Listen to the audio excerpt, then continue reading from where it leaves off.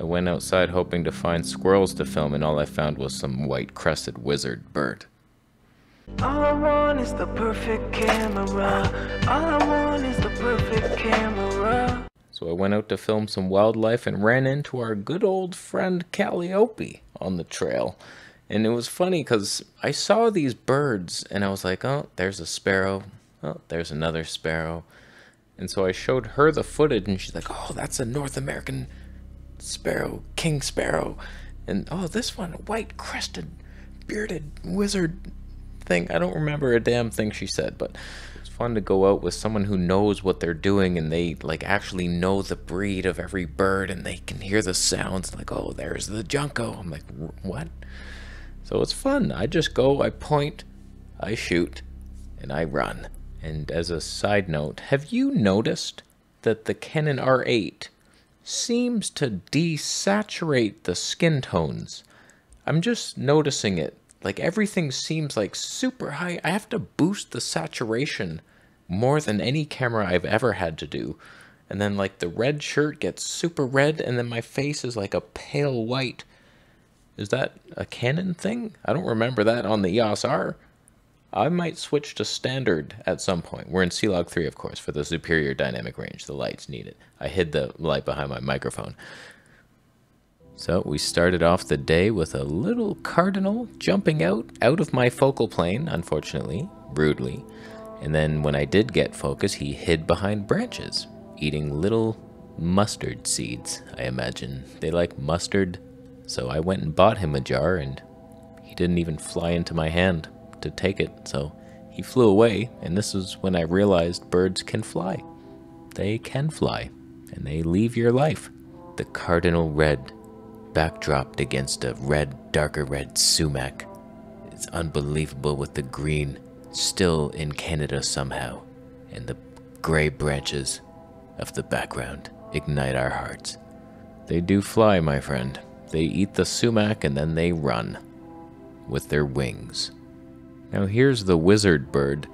I thought this was a kinglet. I just saw the mohawk and I was like, oh, there's a kinglet just sitting there. It's like, oh, no, it's like a white crested sparrow of some sort. A wizard sparrow about to save his village with a spell. All these swordsmen are coming and then he just casts a spell and it disperses everybody. It's fun to go out and not know what you're gonna see next.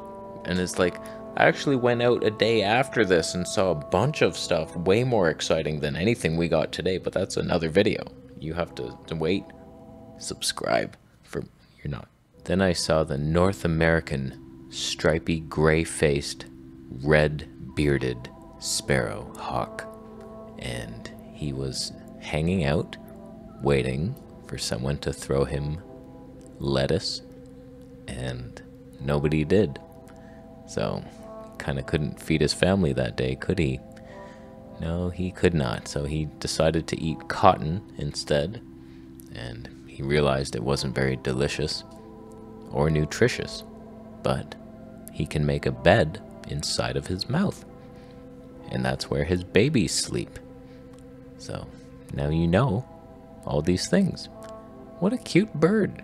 You know, like on the surface, you're like, oh, there's a sparrow. But like, I knew intuitively it was more than a sparrow. I was like, that's something different. There's something funny about that sparrow. And he flew around looking for more cotton to build the nest in his belly. And I never saw him again. I tell you, it's when you see something you haven't seen before, it just reignites the passion. And you're like, oh, what is that? Oh my... Like sometimes you go for these walks and it's like cardinal, robin, oh, there's a chickadee. Same, the squirrel, whoa, whoa. Oh, the squirrel has a white tail. It's all the same critters. And then you see something, it's like, what is that? Or like an owl. I'm still waiting for an owl. That's why I got into this. I saw an owl and I was hooked. And I was like, oh my God, I saw an owl? Never again have I seen one. Not one owl. What the hell's happening? What the hell is this mode? What is that? I put on HDR PQ. This is what that looks like?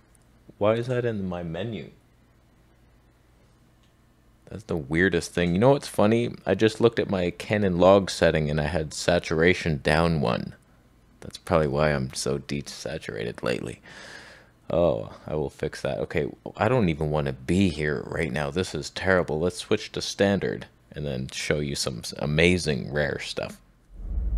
Okay, now we're in standard.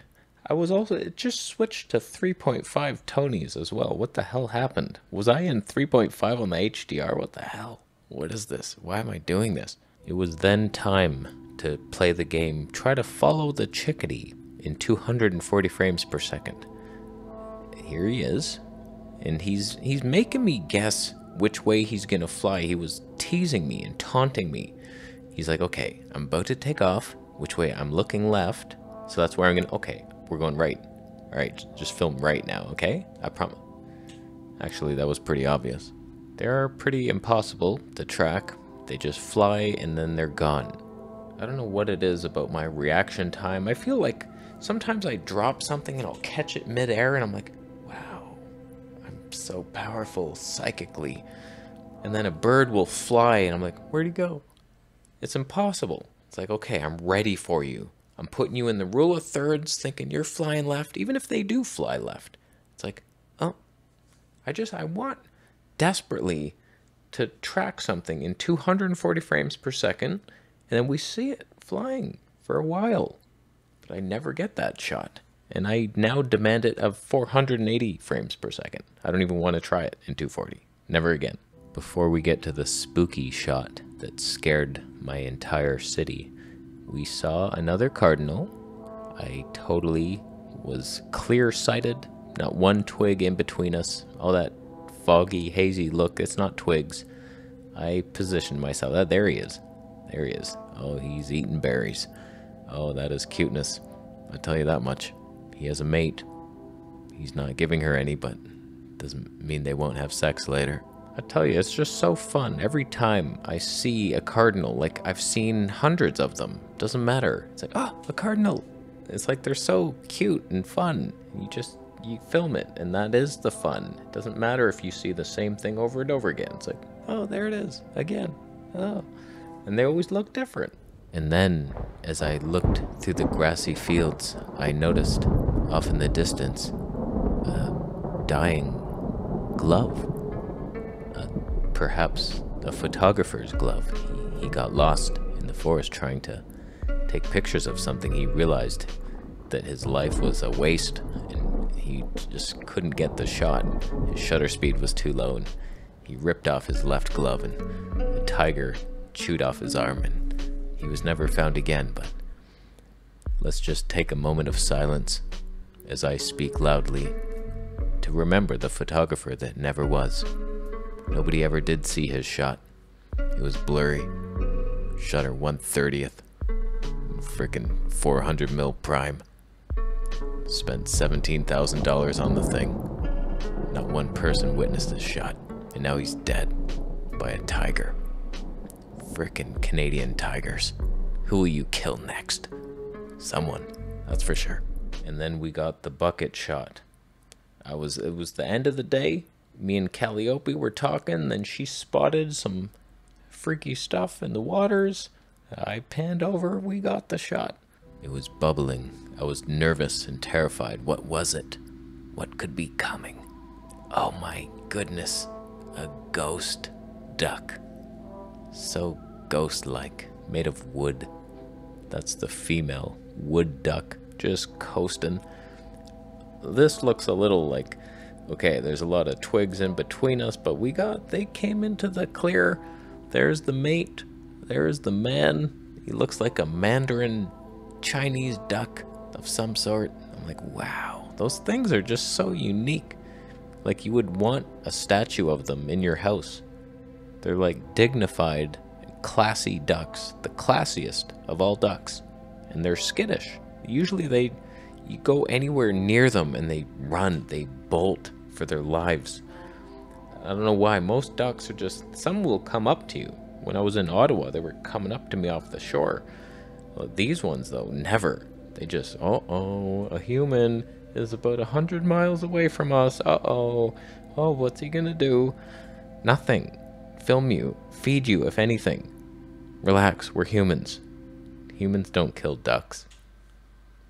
Sometimes it happens. I have seen them hanging in Chinese bakeries. That is unfortunate.